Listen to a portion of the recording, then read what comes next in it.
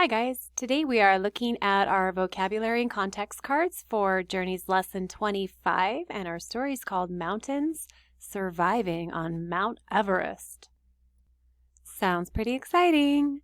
So if we look over here, this gives us a little information. It says nouns are words that name people, places, animals, or things. We know that, right guys? And it's asking us to look through our words, and as we read each one, we're going to be looking and seeing if we can find any nouns. Let's start with number 1. Approached. Climbers approached this mountain from the west. Slowly, they got nearer to it. So if we think about the word approached, do you think that's a noun? Nope. Of course not. It is a verb, action word, and it means to come near or nearer. Okay, let's look at number 2. Section. The top section or part of this mountain is the steepest. So let's think about section. Is that something we could reach out and touch, perhaps? Sure is. So that would be a noun for sure, and it's a part taken from a whole. That kind of reminds me of fractions a little bit. A section is like a part of the whole. Okay, number 3. Avalanches. Yikes. When avalanches occur, the powerful sliding snow can knock trees down. Avalanches is definitely a noun. It's a very dangerous noun. And it means a large amount of snow, ice, or earth that falls down a mountain. So we don't ever want to be stuck in an avalanche, guys. Okay, number 4. Increases. When storms blow in, the danger to climbers increases or becomes greater. And it says 3 climbers in a snowstorm.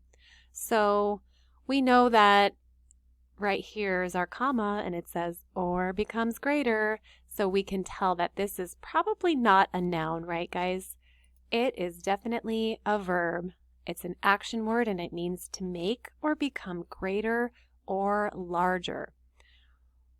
What do you guys think this story is going to be about as we're reading these vocabulary words? And we looked at our title, Mountains Surviving on Mount Everest. Yikes! I'm wondering what you guys are thinking about these climbers that are going up in this snowstorm. I know for me, I would personally never want to climb a mountain like that or any of these.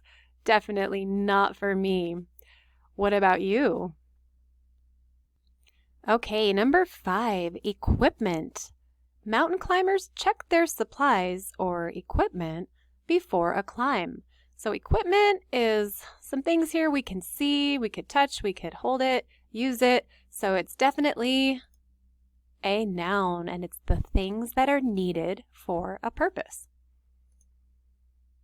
Okay, number 6, tanks. Tanks that hold oxygen help climbers breathe in the high, thin air.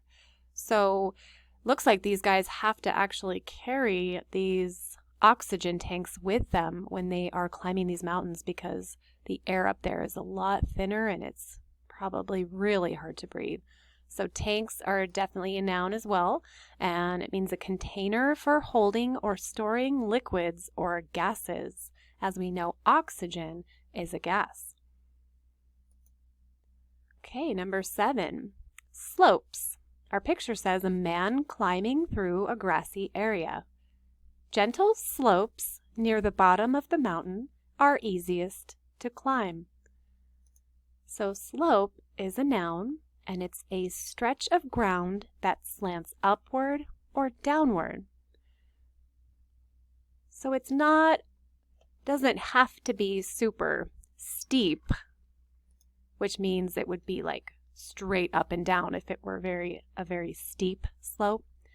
But the one he's climbing, it describes that slope as being gentle. So it is not like he's climbing straight up and down.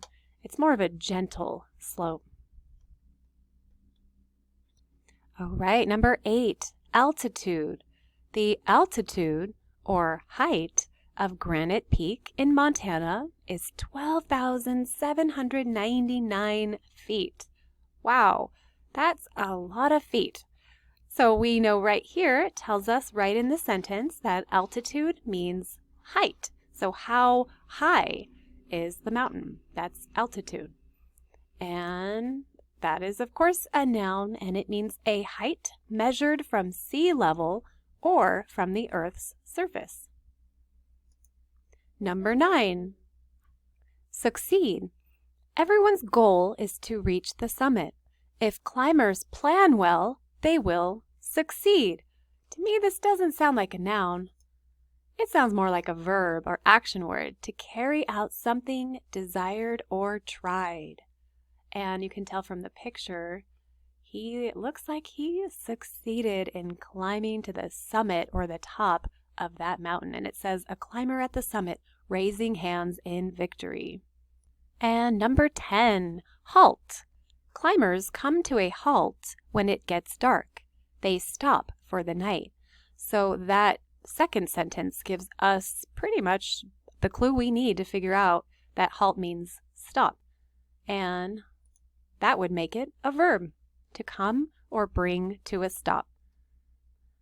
All right. I hope you enjoyed our vocabulary and context words, and we will be looking for these words as we read our story this week. See you soon.